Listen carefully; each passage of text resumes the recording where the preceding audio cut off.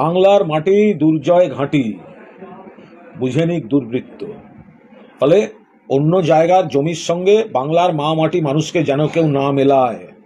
কোথায় কি হচ্ছে তার সঙ্গে বাংলার মাটির কোনো সম্পর্ক নেই।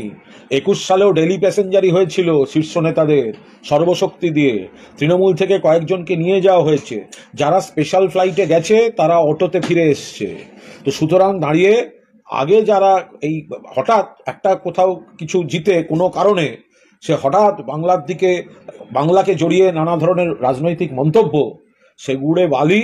এটা বাংলার মাটি, এটা বাংলার মাটি, মমতা বন্দ্যোপাধ্যায়ের দুর্জয় ঘাঁটি। ফলে 2026 সালে এখানে 250-র বেশি আসন নিয়ে মমতা বন্দ্যোপাধ্যায় চতুর্থবারের জন্য মুখ্যমন্ত্রী হবেন।